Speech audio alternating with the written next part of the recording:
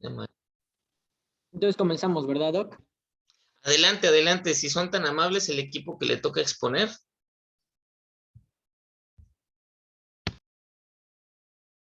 Sí, Doc, deme un momento. Recuerden, quienes no están exponiendo, que todos vamos a silenciar nuestro micrófono, ¿sale? Para que no se metan ruidos extraños mientras sus compañeros están presentando.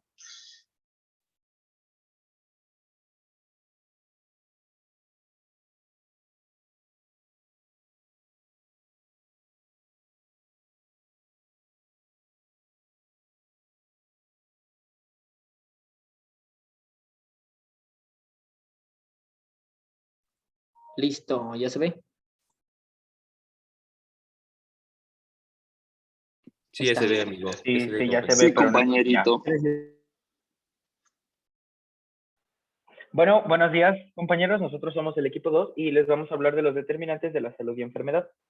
Y bueno, primero para comenzar con este tema, pues vamos a hablar de manera general, porque ya lo hemos visto varias veces, del concepto de salud.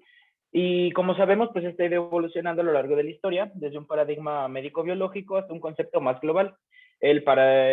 Con esto me refiero al paradigma socioecológico, que engloba el anterior y además lo supera. Esta nueva forma de concebir la salud reemplaza la doctrina determinista de la causalidad simple en el binomio salud-enfermedad por la de un marco de proceso multicausal, esto de acuerdo al pensamiento científico actual. Siguiente, por favor.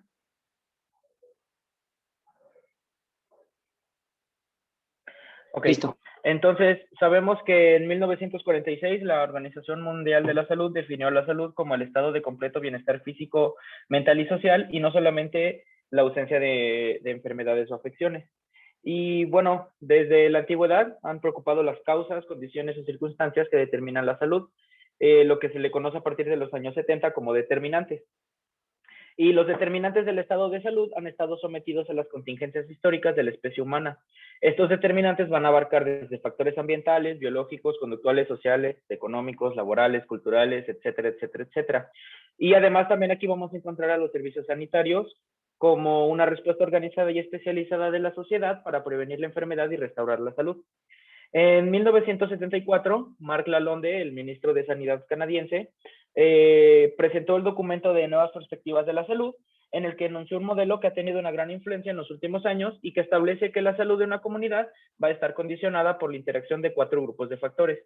Entre estos 4 grupos de factores, pues vamos a tener el medio ambiente, que lo vamos a poder desglosar en otros 2 factores, que son el ambiente natural y el ambiente social. En el ambiente natural, que es el de mayor repercusión sobre la salud, va a estar derivado de la contaminación ambiental, ya sea por factores biológicos como los microorganismos, los físicos como pueden ser radiaciones, ruidos, los químicos como plaguicidas o metales pesados y los cambios climáticos. Y entre los sociales, pues vamos a destacar las condiciones de vivienda y el trabajo, así como el nivel de escolaridad, el nivel de ingresos económicos y las pautas culturales. Como otro gran factor que vamos a tener como condicionante o determinante de la salud, vamos a tener a los estilos y hábitos de vida.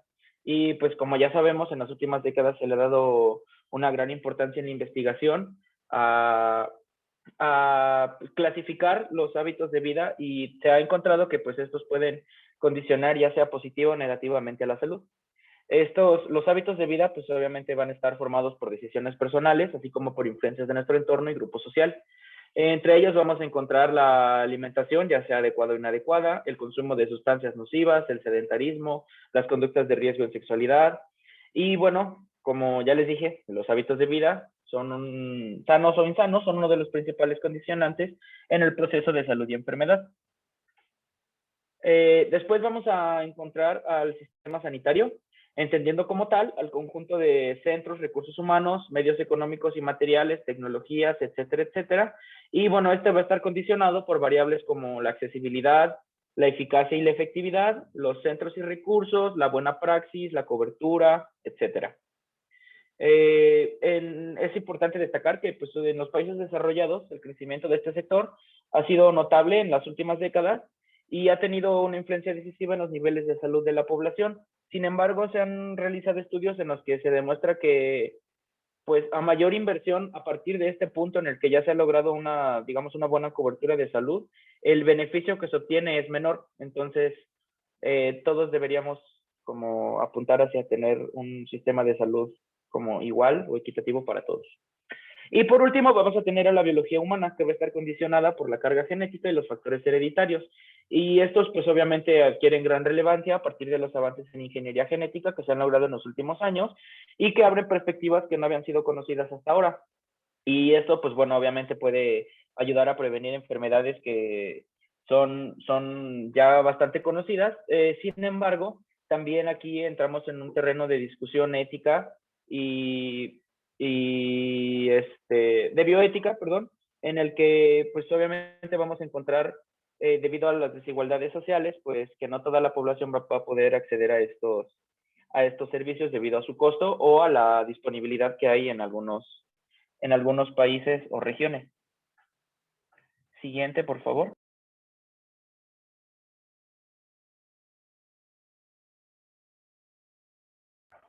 Ok, entonces ya entrando en materia, como ya vimos, la salud va a estar condicionada por diferentes factores. Sin embargo, aquí también vamos a encontrar algo muy importante que debemos de destacar, que es la inequidad y la desigualdad en salud.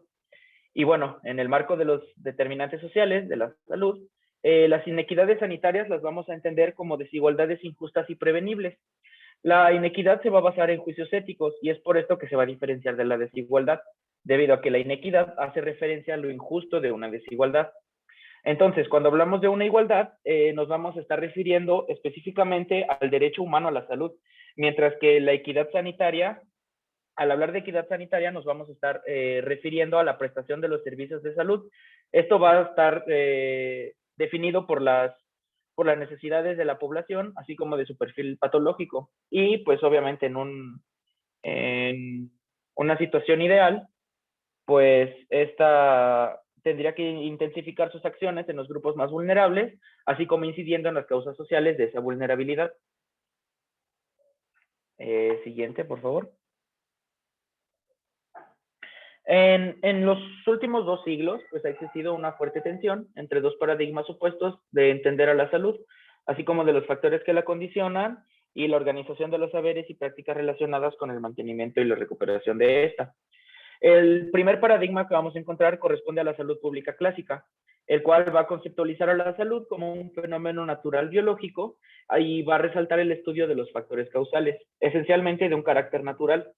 Esta vamos a encontrar que tiene un desarrollo acelerado en los momentos en que las formas de organización social requieren de un control progresivo de la naturaleza, así como de condiciones mínimas de salubridad para garantizar la producción capitalista, la ampliación de mercados y las prácticas de aseguramiento. Y bueno, el segundo paradigma que vamos a encontrar concierne a lo que hoy se le conoce como la salud colectiva. Y esta va a definir a la salud como un fenómeno histórico-social conformado por una compleja estructura en la que los procesos sociales van a determinar y subsumen a los procesos biopsíquicos. Esta forma de salud colectiva pues va a tener mayor visibilidad e impulso en los momentos de crisis y reorganización de las formas de acumulación del capital, así como en las coyunturas históricas que se caracterizan por una amplia movilización popular. Y bueno, la discusión en este aspecto se va a encaminar a que, si bien ambos paradigmas coinciden en que las desigualdades drásticas dominan a la salud mundial, no queda bien claro qué conceptos realmente están detrás de estos términos, debido a que las instituciones de Secretaría de Salud Pública clásica pues van a hacer un uso indistinto de inequidad y desigualdad. Sin embargo, se creó en la Organización Mundial de la Salud en el 2005 la Comisión sobre Determinantes Sociales de la Salud, y estos sí los van a diferenciar de manera estricta, y ahorita vamos a hablar un poquito de ellos. Pero para comenzar, para entender que la inequidad y la desigualdad, o de dónde surge esta, vamos a tener que comprender qué es lo que determina estos factores sociales. Y bueno, siguiente, por favor. Entonces, vamos a tener algo que vamos a llamar los determinantes sociales estructurales. Y este concepto se refiere específicamente a aquellos atributos que generan o fortalecen la estratificación de una sociedad y definen la posición socioeconómica de la gente.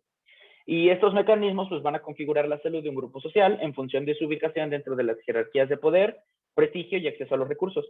Específicamente el adjetivo estructural recalca la jerarquía causal de los determinantes sociales en la generación de inequidades sociales en materia de salud.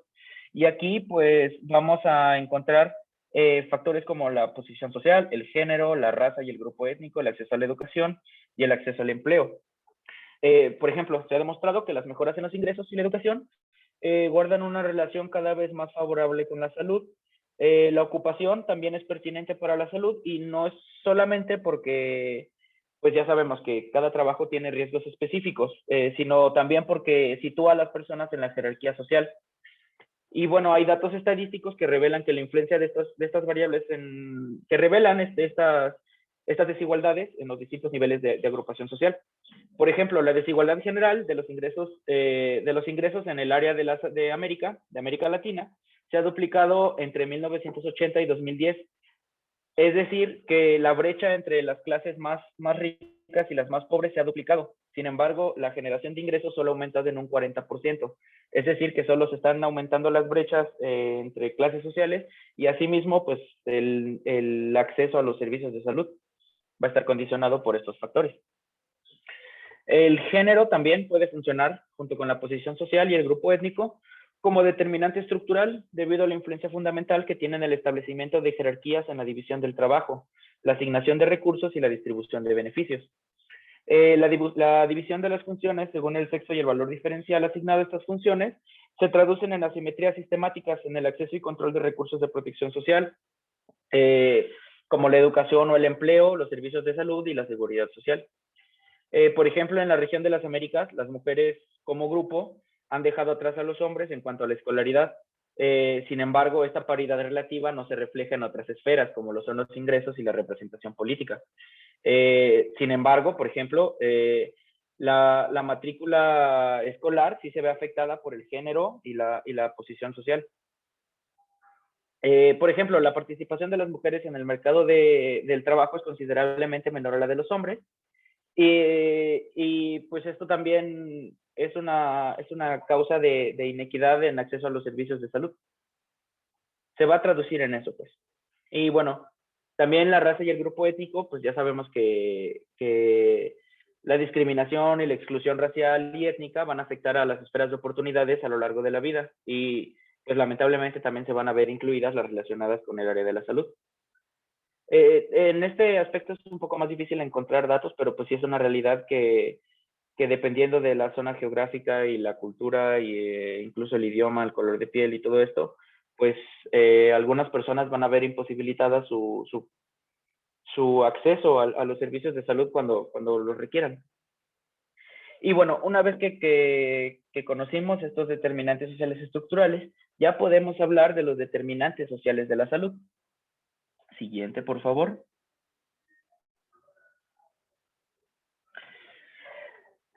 Y bueno, como ya les dije, como respuesta al reconocimiento mundial de las desigualdades en la materia de salud, y pues estas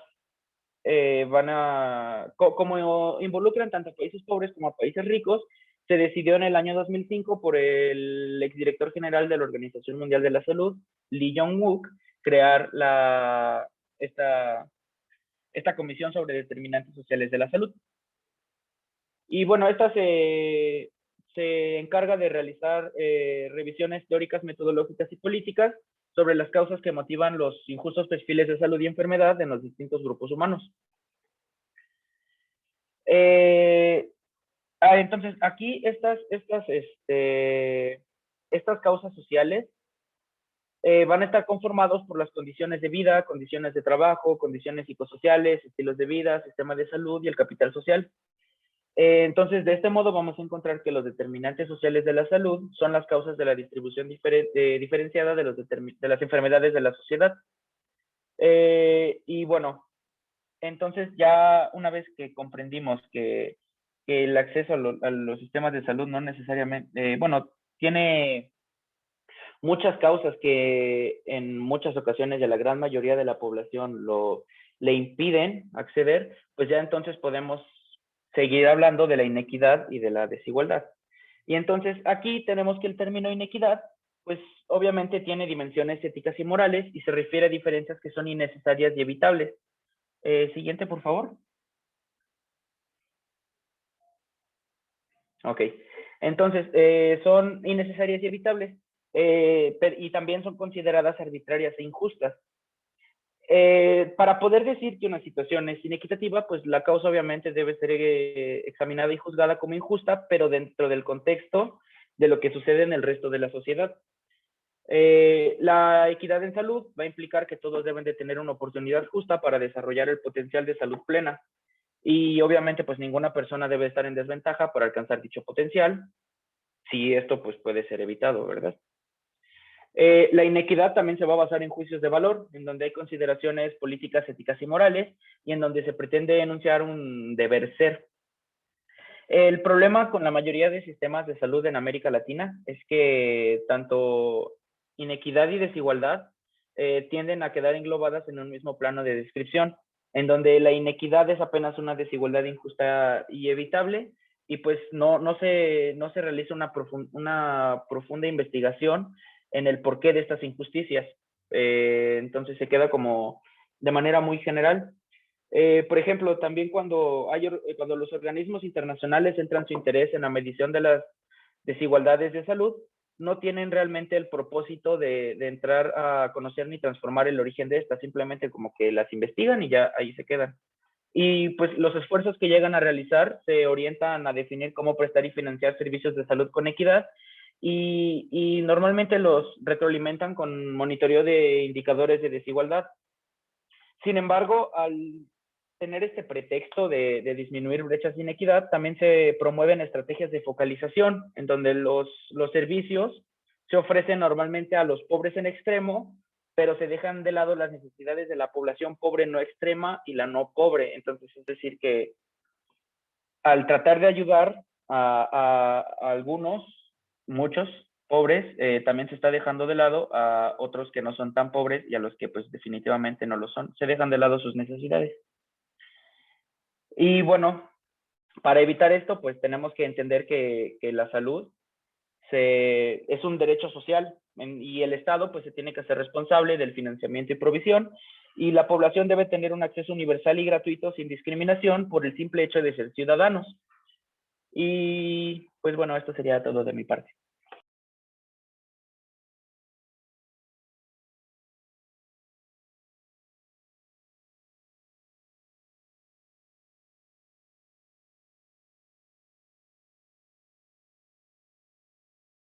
Perdón, no podía activar el micro.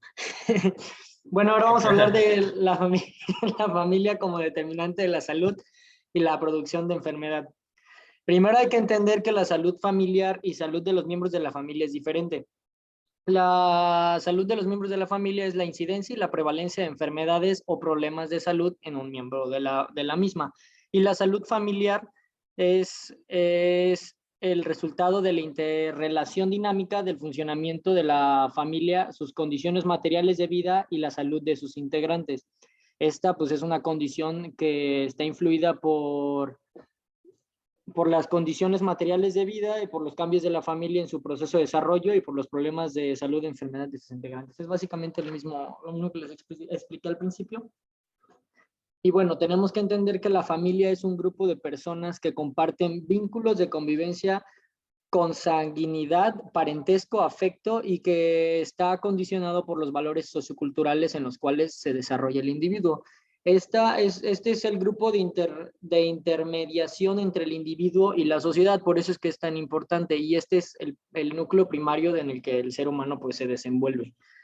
Para esto, pues los procesos en los que participa la familia, que son importantes para el tema que estamos viendo hoy, es principalmente el mantenimiento de la salud, en las necesidades, en la producción y desencadenamiento de la enfermedad, en la curación y en la rehabilitación de alguno de los miembros.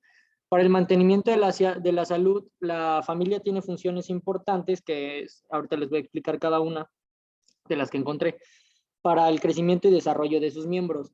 Este es el mantenimiento económico, el cual satisface, es la satisfacción de necesidades materiales y espirituales. Las necesidades afectivas, que debe ser un ambiente de aceptación y afecto, el cual va a otorgar una seguridad y confianza para el desarrollo armónico de esta misma. También de una función educativa en el cual el rol de la familia es el transmisor de la experiencia histórico-social, en la cual se aprenden códigos del funcionamiento de la vida social. Como les digo, este es el núcleo primario de un ser humano. Y la amortiguación de estrés, perdón. El cumplimiento de estas funciones representa la plataforma sobre la cual se rige el proceso de desarrollo de la personalidad madura y estable de una persona. Entonces, pues básicamente todo se basa en cómo sea la estructura familiar, va a ser bien importante para que el individuo pueda tener un mejor estado, pues, de salud tanto mental como física, ya que influye hasta cierto punto. Después, en la producción y en el desencadenamiento de la enfermedad, los problemas de función familiar son fuentes generadoras de estrés y esto va a generar una respuesta en el organismo, como les acabo de mencionar. Entonces, el enfermo en este caso es el portavoz de la enfermedad de la familia, obviamente, y en él las tensiones caen sobre esta persona y entonces se genera como una ansiedad familiar en la cual el individuo enfermo es el que es como el centro de todo eso. Por eso pues se tiene que tener bien en cuenta porque puede afectar aún más la salud de las personas. También se ha visto que los conflictos familiares pueden estar asociados a enfermedades psiquiátricas, trastornos de conducta y de rendimiento escolar. Bueno, problemas de rendimiento escolar.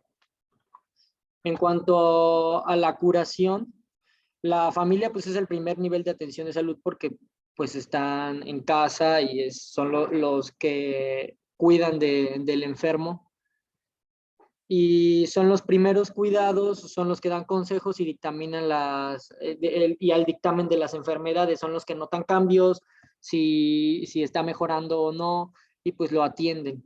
Entonces, cuando se observa la enfermedad, viene lo que les comentaba, que pues, debe haber una observación y un seguimiento a las indicaciones médicas que implican un sacrificio que pueden llegar a ser molestas, pero sí es muy importante que se lleven a cabo de una manera correcta porque pues influye en la salud del paciente y eso no como tal, no es como que dé dirección a la mejoría del paciente, pero sí es algo importante.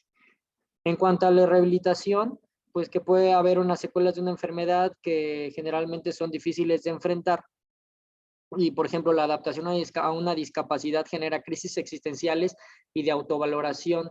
Entonces, esto la familia influye bastante para que el individuo entienda bueno, pues tenga como ese apoyo de parte de su núcleo.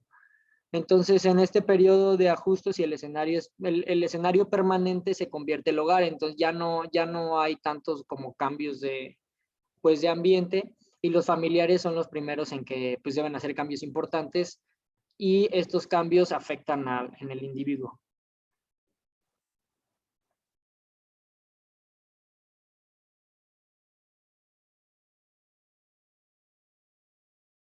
Bueno, continuamos con lo que es determinantes de la salud y enfermedad enfocadas en el medio ambiente. Bueno, como sabemos, el clima y otros cambios ambientales van a ser algunos principales factores que han ocurrido para que aparezcan o reaparezcan enfermedades transmitidas por los vectores.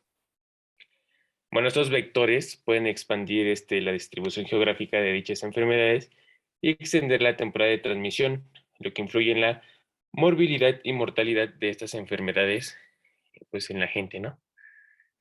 Y bueno, pues aquí tenemos algunos datos de las enfermedades tienen una repercusión importante en la salud pública en la región de las Américas. Bueno, esta información la saqué de la Organización Panamericana de la Salud y bueno, tenemos estos datos. Esto es en todo América Latina, que en 2017 se encontraron 400,083 200 casos de dengue y 253 muertes por esta causa. En ese mismo año también se notificaron 180,000 casos de chikungunya y el número acumulado de estos casos presuntos o confirmados de Zika en el periodo comprendiendo entre 1 de enero del 2015 y 4 de enero del 2018. Y fue un total de 583,451 y 223,477 respectivamente. Y bueno, y 20 muertes confirmadas, así como 3,720 casos confirmados de síndrome congénito por el virus de Zika. Siguiente, por favor. Bueno, después tenemos la Organización Panamericana de la Salud y estrategias de vigilancia y control de vectores. Aquí la OPS cuenta con lo que es el Plan de Acción sobre la Epidemiología y Control de Vectores, que abarcó desde el 2018 hasta el 2023, o sea que todavía le queda un año. Bueno, el plan de acción de esta organización consta de algunas estrategias innovadoras comprobadas que se centran en la aplicación del manejo integrado de vectores. Lo que es uno de ellos es la mejora del monitoreo, la evaluación de la resistencia de insecticidas y su manejo, así como la capacitación y formación de capacidad para mejorar la práctica entomológica. Siguiente, por favor. Bueno, después tenemos algunos puntos de lo que se encargan esta Organización Panamericana de la Salud. Y bueno, estos son como los mismos que tenemos aquí, es asignar recursos focalizados en las estrategias integrales de vigilancia y control de vectores, en las intervenciones de la salud ambiental, así como también integrar los determinantes ambientales de la salud en las estrategias de vigilancia y control de vectores, promover el enfoque intersectorial en la vigilancia y el control de vectores, promover la gestión segura de los servicios de agua, saneamiento e higiene como factores protectores de salud. Siguiente. Tenemos lo de fortalecer programas de salud en el marco de las iniciativas de entornos saludables, fortalecer las capacidades del personal de salud y de otros sectores para implementar acciones integrales destinadas a la vigilancia y control de vectores, considerar acciones de control vectorial en situaciones o desastres o emergencias sanitarias cuando se planifiquen actividades y documentar las lecciones aprendidas y buenas prácticas relativas al abordaje de los determinantes ambientales y el control de vectores. Siguiente, por favor.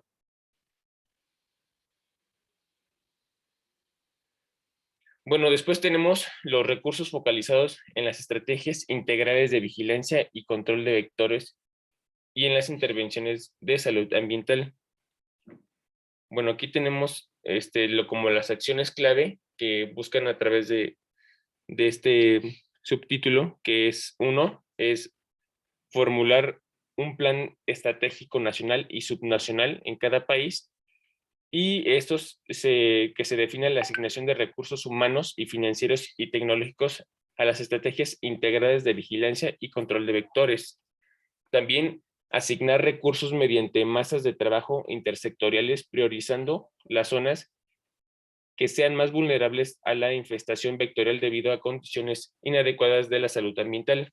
Y también establecer o fortalecer sistemas de vigilancia epidemiológica, entomológica y salud ambiental para optimizar los recursos que se destinan a la vigilancia y control de vectores y a las intervenciones de salud ambiental. Siguiente, por favor. Bueno, después tenemos la disponibilidad y gestión segura de servicios de agua, saneamiento e higiene. Bueno, aquí tenemos también algunas acciones clave, que son las dos que tenemos aquí, que es generar espacios colaborativos para que en la planificación urbana se considere garantizar a las poblaciones en general y principalmente a las más vulnerables el acceso a los servicios de agua, saneamiento e higiene y gestión segura de estos. También lo que es establecer indicaciones de monitoreo del agua y el saneamiento y la higiene e integrarlos a la vigilancia de las enfermedades de transmisión vectorial a fin de facilitar toma de decisiones efectivas a nivel local. También lo que es promover el diseño de proyectos e inversión de agua, saneamiento e higiene e impulsar la obtención de datos sobre el impacto de las intervenciones ambientales que tienen en la salud, así como también abogar en las masas de trabajo intersectorial porque se prioricen las intervenciones conjuntas que mejoren la prestación de los servicios de agua, saneamiento e higiene sobre las localidades más vulnerables, asignando los correspondientes recursos económicos y humanos. Siguiente.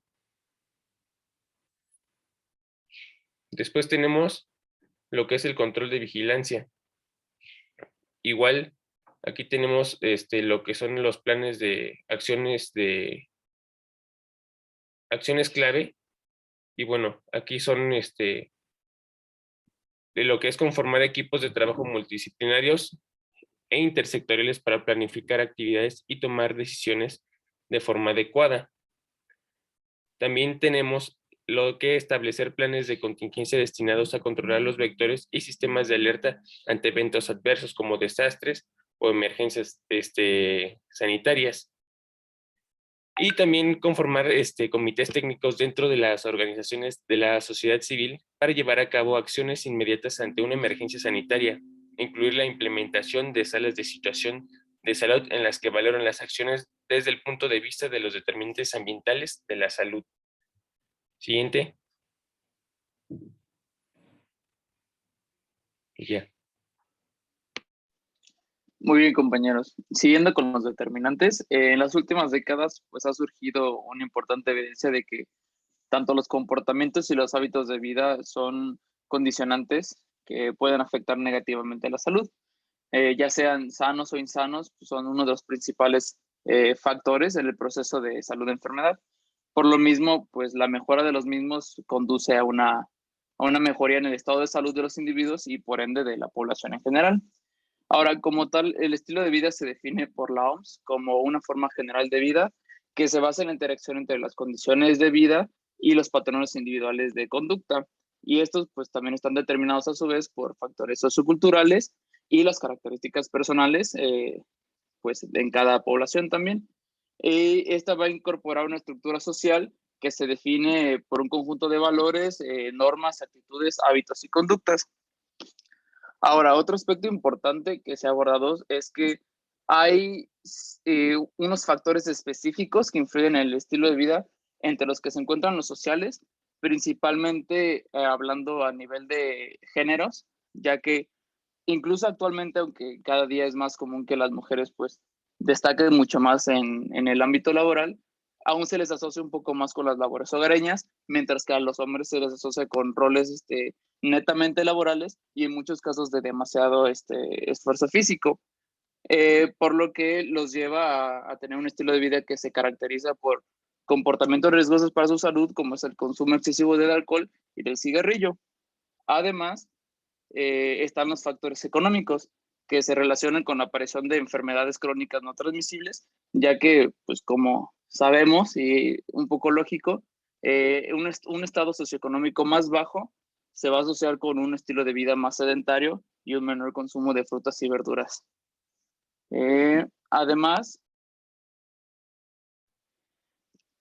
tenemos que tener en cuenta que existen también componentes que forman parte un poco más, ahora sí que individual, del estilo de vida, pero que también son pequeños pilares en el comportamiento de cada persona, entre los que encontramos la sexualidad, el estrés, el sueño, el manejo del tiempo libre y desde el punto de vista psicosocial, pues las relaciones interpersonales, que a su vez pues pueden impulsar a muchas personas a tomar ya sea un buen o un mal estilo de vida. Pero los factores principales que tienen una mayor influencia en el diario vivir de las personas están la actividad física, la nutrición, el consumo del tabaco y el alcohol. Siguiente, por favor.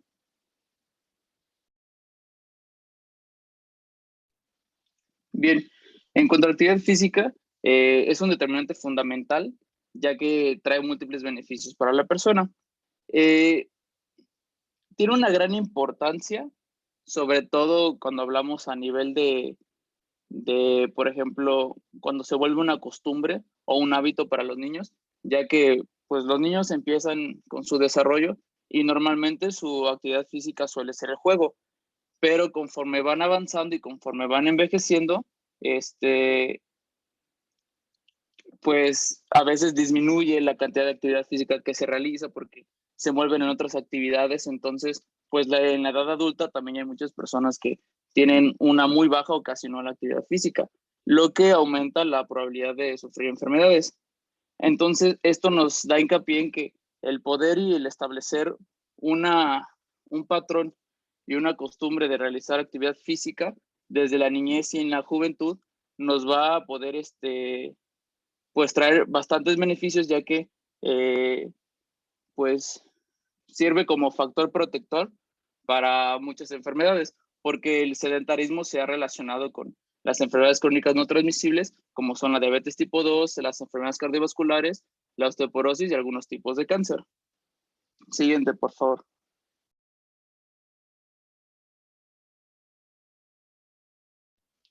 Bien, en cuanto a la alimentación, es un gran determinante, ya que también desde la infancia empieza a ser influenciado ya sea por factores como son la cultura, las costumbres y el ambiente en el que se desenvuelve cada persona.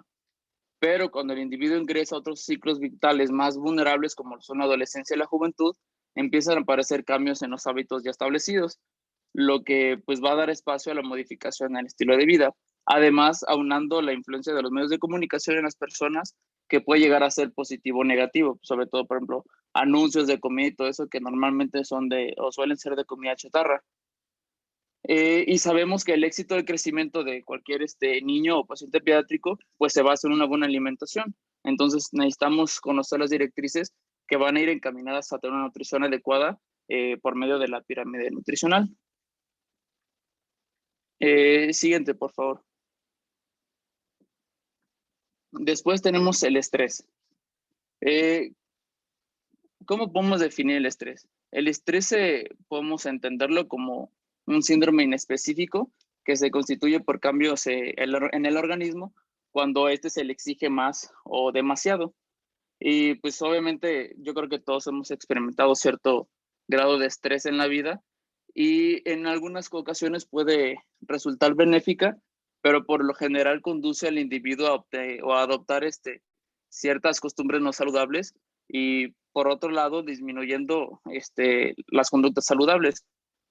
Por ejemplo, el estrés produce una disminución significativa del número de horas dormidas, las horas de descanso, aumenta el consumo del tabaco, el alcohol, los psicofármacos y a su vez pues también disminuye el ejercicio físico y la medicina preventiva. Además, por ejemplo, durante la adolescencia, que es un periodo de mucho estrés, pues las personas más susceptibles muestran en este caso, pues muchos problemas de fatiga, insomnio, depresión, ataques de llanto y de angustia. Entonces, pues el estrés equilibrado con el alcohol, el azúcar, la cafeína y entre otros, pues llevan a la persona a una constante búsqueda de equilibrio que pues, nunca van a lograr. Entonces, los puede llevar a conductas muy destructivas y a un estilo de vida muy dañino. Siguiente, por favor. Eso sería todo. Gracias. Otros determinantes de la salud vamos a encontrar el sistema sanitario. En el sistema sanitario vamos a englobar desde lo que son recursos humanos, materiales, financieros, tecnologías, la capacitación, investigación, a cuestiones de salud. En este tipo de atención sanitaria va a ser muy importante ya que es uno de los determinantes al cual más tiene presupuesto nacional para su mejora, que cabe recalcar que es uno de los que tiene influencia, pero no es el mejor, ya que podemos tener que el estilo de vida y el medio ambiente pueden influir más de hasta el 60% en cuestiones al sistema sanitario. Siendo así, el sistema sanitario uno de los que recibe casi la mayoría del presupuesto de parte del gobierno. Puede ser casi llegar hasta el 80% en proporción a los de estilo de vida, medio ambiente y biología humana. Siguiente, por favor. Son los puntos negativos que podemos tener en cuenta para la utilización del servicio sanitario. ¿A qué nos vamos a referir con esto? Es mala utilización de recursos, sucesos adversos producidos por la asistencia sanitaria, listas de espera excesivas, son puntos negativos que tenemos en cuestión a este sistema. En la imagen podemos ver en un centro de salud normal lo que podría ser una vista diaria de lo que es listas de espera para poder recibir una atención médica. Esto en primer lugar ya produce que no se haya una salud normal o una salud eficaz para una atención temprana, oportuna. La mala utilización de recursos es que por lo regular, o se menciona mucho, que no hay una buena utilización de parte de los insumos médicos, ya que son muy pocos los que se retiran para lugares como centros de salud más en localidades, más aledaños. Y se menciona que se batalla mucho con este tipo de situaciones en las que no pueden tener que hasta gasas o ese tipo de insumos médicos. Siguiente, por favor. Y sucesos adversos producidos por resistencia sanitaria puede ser en una operación que haya quedado por equivocación, una mala praxis, una gasa dentro del paciente, ese tipo de cosas. Esos son como que los puntos negativos de un sistema sanitario. Siguiente, por favor. En cuestión, puntos a favor o puntos positivos van a ser que el sistema sanitario está encargado de la promoción de la salud. ¿A qué me refiero con la promoción de la salud? En este caso es que el sistema sanitario por lo regular realiza campañas o acciones que están dirigidas a la población para que generen una visión de que la persona debe tener una vida más saludable, que hagan ejercicio, dejar malos hábitos, refrescos, ese tipo de cosas, para una promoción en salud, para una mejora de la vida. Aquí puse un ejemplo en la cual es del Gobierno de México, de la salud, que menciona la fórmula de la vida: alimentación correcta, actividad física y consumo de agua en vez de refrescos. ¿A qué quiero llegar con esto? Bueno, que aparte de solamente atender al paciente, el sistema sanitario también se encarga de una promoción de salud para que el paciente nunca tenga que pasar por la enfermedad. Este es uno de los puntos positivos. Siguiente, por favor.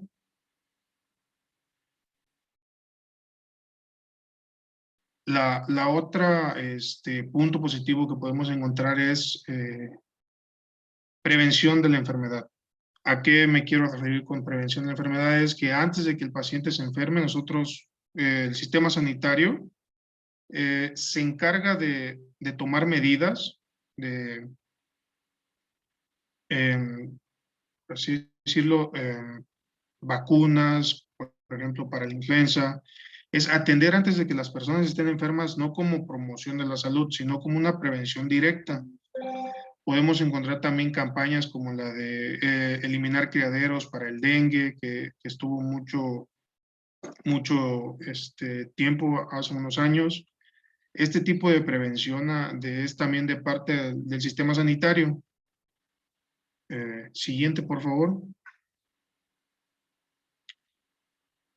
Lo que ya había comentado, que no solamente había sido promoción, sino también que es recuperar la salud del paciente.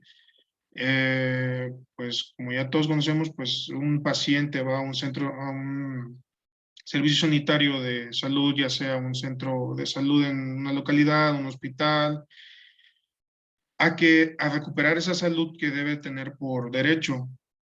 Aquí nos referimos desde un primer nivel, segundo nivel, para una atención merecida, para que un médico pueda llevar al paciente de su enfermedad, ya sea por tratamientos o con su diagnóstico, a una resolución de esta enfermedad. Siguiente, por favor. Y ya como último punto es la rehabilitación, que son acciones de salud dirigidas a personas que tuvieron problemas y no pueden utilizar todo su salud plena. y lo que se encarga de la rehabilitación es ayudar a estas personas, tanto físicas como psicológico, social, a que se pueda desenvolver de una manera normal en el medio ambiente y en social. Eso sería todo determinante sanitario. Bueno, y por último, el último determinante de la salud, que podría ser o es el determinante menos modificable, que es el de la propia biología humana. Sobre todo refiriéndonos a la carga genética de las personas y la herencia de sus genes, que van a ser quienes determinen los factores hereditarios o el desarrollo de ciertas patologías, como se puede observar ahí en el esquema de manera rápida. Puedes dar a la siguiente, por favor. Eh, en esta esta carga genética va a ser heredada. En ciertos casos, como dije, van a generar o van a propiciar alteraciones, y existen ciertos patrones en los que se van a heredar estas alteraciones en el genoma. Eh, la herencia autosómica dominante significa que es una afección genética que ocurre cuando el niño hereda una sola copia del gen mutado, cambiado o alterado de uno de los padres. En este caso, si el padre o la madre tienen un gen mutado, el niño o la descendencia tiene una probabilidad del 50% de heredar este gen mutado. En este caso de patrón, la transmisión es vertical, ya que siempre hay un miembro afectado en cada generación, salvo que sea una mutación de novo. Y el riesgo para cada afectado para transmitir la enfermedad a su descendencia es del 50%. Y normalmente este patrón afecta por igual a hombres y a mujeres. Y como se puede ver en el esquemita de la derecha, aunque solo uno tenga la alteración en el gen, de 4 descendientes, 2, o sea, el 50% van a tener esta alteración.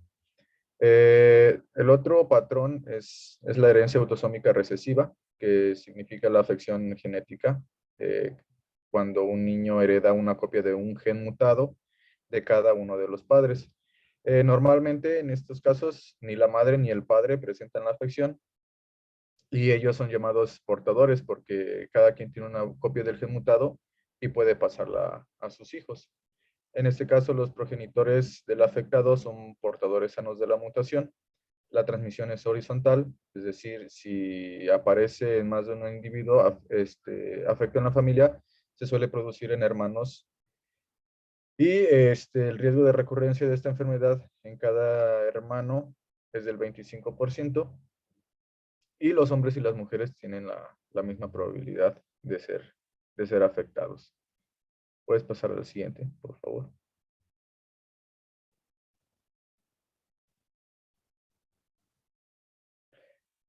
También hay un patrón de herencia ligado al cromosoma X, que puede ser dominante, en donde una de un rasgo genético o afección por un gen mutado va a heredarse por el cromosoma X. En la herencia dominante que se liga al cromosoma X, la afección puede presentarse cuando el hijo o la hija heredan una sola copia del gen mutado en el cromosoma X, ya sea del padre o la madre. Y las hijas tienen un 50% de probabilidad de heredar el gen mutado en el cromosoma X de su madre, y una probabilidad del 100% de heredar el gen mutado en el cromosoma X de su padre. En este caso, los descendientes varones tienen una probabilidad del 50% de heredar el gen mutado de su madre, y una probabilidad del 0% de heredar el gen mutado en el cromosoma X de su padre. Y en el patrón recesivo ligado al cromosoma X, pues normalmente una hija presentará la afección si hereda una copia del gen mutado de cada uno de los padres. Y por el contrario, es probable que la hija no presente la afección si hereda solo un gen mutado de uno de sus padres. porque en este caso el cromosoma X que hereda del otro padre suele cancelar la afección de la mutación. Los padres no pueden pasar las afecciones recesivas ligadas al cromosoma a sus hijos varones. Y cuando un hijo varón hereda un gen mutado en el cromosoma X de su madre, es más probable que presente la afección genética. Y normalmente estas afecciones, las recesivas ligadas al cromosoma X, se van a presentar con mayor frecuencia en los hombres. Puedes pasar al siguiente, por favor. También hay patrones de herencia ligados a mitocondrias.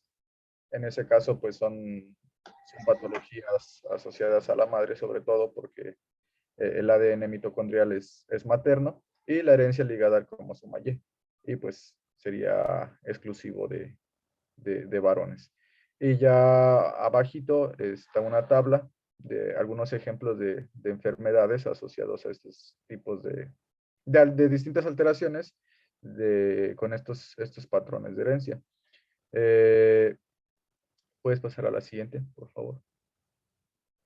Y bueno, en esta imagen, lo que me llamó la atención son todas las alteraciones asociadas a ciertos síndromes o enfermedades.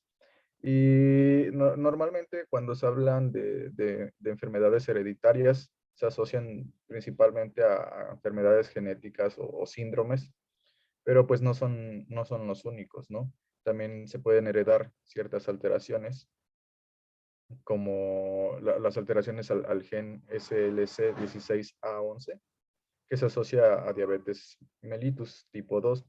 En el caso de nuestra población, la población mexicana, pues gran parte cuenta con esta alteración y es por ello que la población mexicana es tan propensa a padecer esta patología.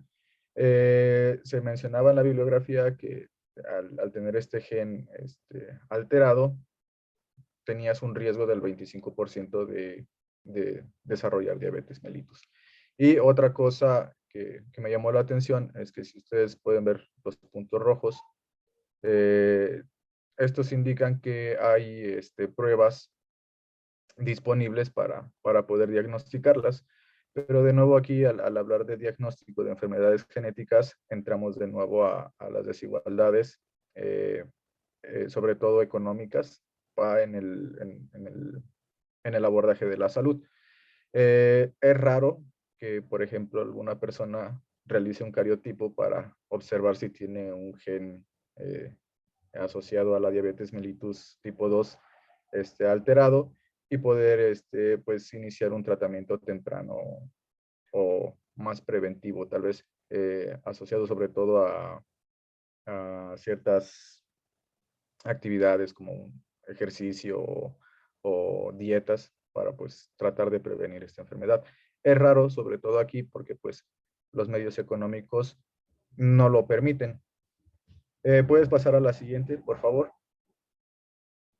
Y de nuevo, a pesar de los avances tan grandes que hay en la medicina genética, pues estos beneficios no llegan a todos, ¿no? A pesar de que hay nuevos métodos, solo se abren nuevas brechas, ya que, por ejemplo, aquí en México, yo no suelo escuchar que se realicen algún tipo de cribado genético. Y pues en otros lugares de primer mundo o países más desarrollados, sí lo hacen, como es el ejemplo de esta prueba, que es el diagnóstico genético preimplantacional, que pues se analiza el ADN desde etapas muy tempranas y pues como ustedes pueden ver en las imágenes de abajo, mi intención no es tratar de analizar todo eso, sino contemplar todo el número de patologías o síndromes que pueden ser detectados desde etapas muy tempranas. Y pues esta lista está incompleta, en el artículo eran muchísimas más páginas y pues significan un gran avance, una gran ventaja ya que, como digo, con esta detección temprana se puede iniciar un tratamiento temprano o incluso interrumpir el embarazo, pero pues estas herramientas todavía no están disponibles y en nuestro caso prácticamente imposibilitadas por cuestiones económicas. Y sería todo de mi parte.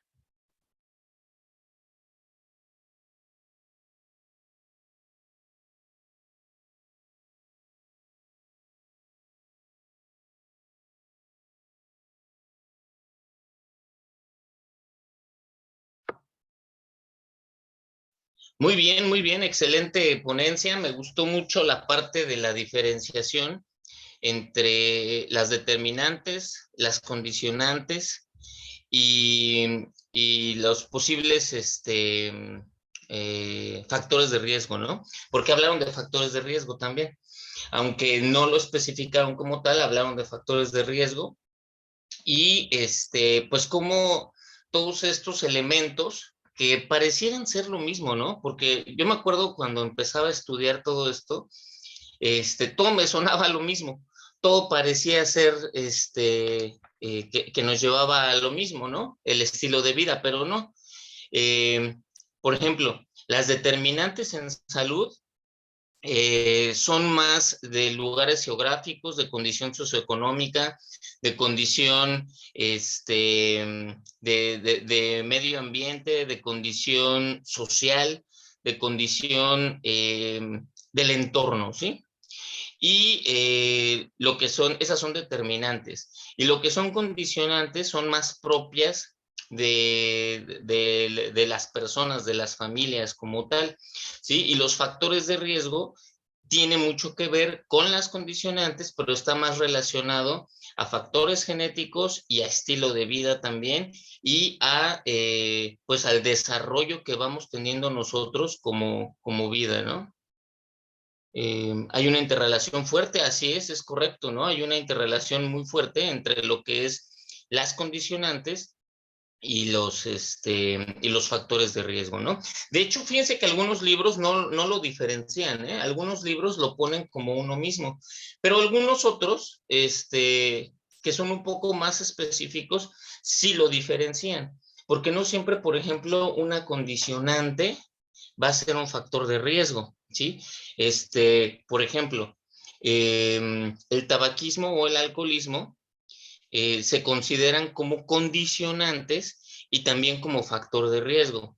Pero, por ejemplo, si nosotros estuviéramos hablando de la carga genética, es condicionante, ¿sí? Es condicionante y no tanto es factor de riesgo porque digamos que tiene más que ver con nuestra carga genética propia que tenemos y los factores de riesgo desencadenan esa posible patología que ya traen nuestros genes codificadas. No sé si me explique, o sea, los condicionantes ya los traemos y los factores de riesgo se añaden, ¿sí? O sea, vendrían siendo para después. Por ejemplo, una condicionante es que tengamos la posibilidad de desarrollar diabetes mellitus, ¿no? Como lo explicaron ahorita al final. Esa sería la condicionante. Y el factor de riesgo es que tengamos obesidad, sobrepeso y que consumamos muchos azúcares. Ese sería el factor de riesgo. Entonces ya vieron cómo la condicionante es primero y después el factor de riesgo, y en eso nos llevaría a padecer la diabetes mellitus tipo 2, ¿no? ¿Qué pasaría si no tuviéramos el factor de riesgo? Retrasamos el proceso de enfermedad o de plano podemos hasta desaparecer, ¿no? Fíjense que platicando con un cirujano oncólogo, compartimos ciertos puntos, ¿no? Y él me decía, más bien yo le preguntaba, ¿qué factor siempre encuentras, qué condicionante, perdón, encuentras siempre en tus pacientes con cáncer, ¿no? Y me dice, condicionante, pues, o sea, a veces los médicos clínicos como que no tienen muy bien claro la diferenciación, ¿no? Y él me decía la obesidad. La obesidad sería un factor de riesgo, no una condicionante. ¿no? Pero bueno, vean la importancia. La obesidad, es lo que él me decía, dice, yo creo que un 80% de mis pacientes tienen obesidad, ¿sí? Y es que él trata más tumores hormonodependientes. Entonces sí tiene una relación totalmente estrecha, ¿no? Los tumores hormonodependientes con la obesidad. Y vean la importancia, ¿no? Cómo repercute, ¿no? Y ya hablando de una estadística más global y solamente de un médico. Obviamente, si nos vamos a las estadísticas nacionales e internacionales, pues lo vamos a encontrar ahí con muchísimo mayor relevancia, ¿no?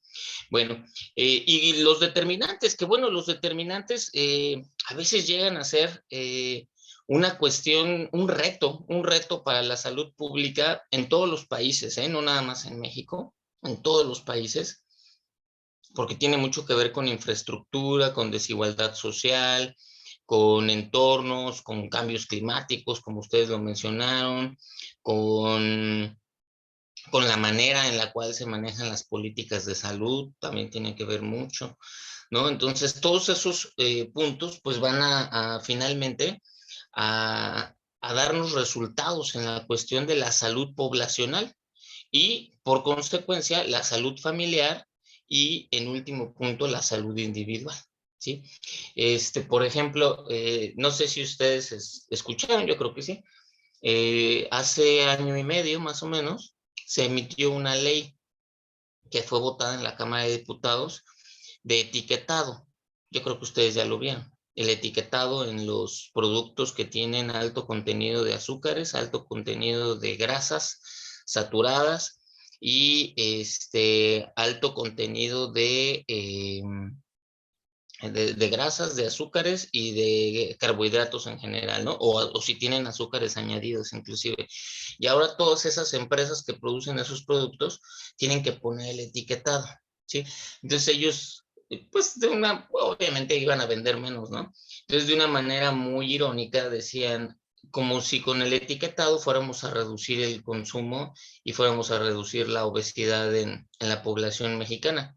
Pues sí, se ha demostrado que sí se reduce, porque si, por ejemplo, tú te compras un panquecito de esos que ya vienen empaquetados Bimbo, ¿no?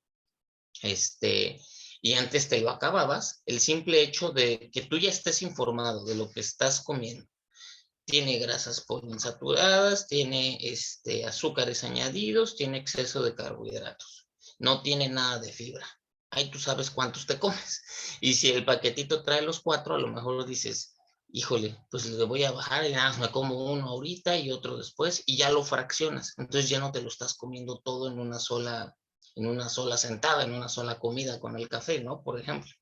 Entonces, eso sí repercute directamente y por eso las empresas se rehusaban tanto a poner el etiquetado. Pusieron muchas trabas para poner el etiquetado. Esa es una política pública. Y es una política pública, perdón, que en un futuro, ahorita todavía no lo podemos ver porque es muy reciente, pero van a ver que en 10 años se puede hacer un estudio de impacto. Desde que se implementa esta política pública, hasta 10 años, qué es lo que sucedió con la población. Y yo casi les puedo asegurar que por lo menos va a haber un cierto porcentaje en la incidencia de nuevos pacientes con obesidad o pacientes más jóvenes con obesidad. Probablemente haya una baja en la incidencia, ¿no? O en los niños, por ejemplo, que ya presentan obesidad y sobrepeso. No, yo, por ejemplo, ya he visto que en los niños ya ha ido cambiando ese consumo y en los padres también, porque imagínense darle a un niño estos productos con todos esos elementos que les hacen daño. Ya el papá ya es consciente, la mamá ya es consciente de qué le está dando a su hijo. Y si le iba a dar toda una coca de 300 mililitros, por lo menos ya dice, bueno, no, mejor nada más le doy un traguito y le doy agua natural o le preparo un agua de naranja, no sé. Sí, entonces esos factores van cambiando. A lo mejor ahorita no lo estamos viendo tan determinante, valga la redundancia, pero van a ver que en 5 o 10 años, si se hace un estudio de impacto, se va a notar esa diferencia. ¿sí? Entonces, para que vean cómo las determinantes en salud se van haciendo con políticas públicas, con infraestructura, también con la ayuda de la sociedad, ¿no? No podemos ahora sí que echarle toda la culpa a los gobiernos, ni tampoco echarle toda la culpa a, a nuestro entorno. La sociedad también tiene que hacer una labor de, pues, de autocrítica y una labor también de autoayuda. La sociedad tiene que ir evolucionando para irse ayudando, ¿no? Porque, a ver, los países que se consideran más desarrollados no tienen tanta obesidad. ¿Por qué pasa eso? Porque ya hay una cultura en el ambiente, hay una cultura en su sociedad de ser moderados en el consumo de ciertos productos. Y eso les ayuda a que tengan en un futuro una mejor salud como sociedad, no como individuos, ni como familia, sino como sociedad. Eso pues va ayudando, pero son cambios que llevan tiempo, que no pueden ser de la noche a la mañana, y son cambios también que no todo depende del gobierno, también depende de las sociedades, cómo se van organizando. Bueno, pues es el comentario que yo les quería dar, reiterarles el equipo que expuso muy bien, muy completo, muy esquemático también, la manera en la que presentaron, los felicito. Les voy a agradecer que me manden su presentación, por favor, ya saben, a mi correo, julio.castaneda@uam.mx, y yo les estaré contestando con su calificación. No sé si exista alguna duda, pregunta o comentario. Doctor, yo al Sí. principio de la clase no pude entrar al pase de lista. ¿Cómo te No sé, apellidas? Aguilar Toledo.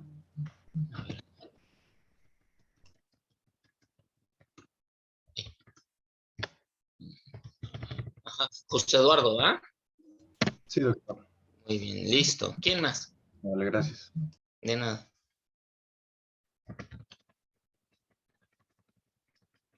Listo, ya seremos todos. Bien. ¿Alguna duda, pregunta o comentario? No, doctor, de mi parte no. Muy bien. Pues bueno, agradecer mucho al equipo que expuso. Nos veremos entonces el próximo martes. Ya preparado el equipo número 3, por favor. Y pues continuamos en línea, ¿no? Como ya habíamos platicado, y ustedes yo creo que también ya lo han platicado entre ustedes y con sus demás materias.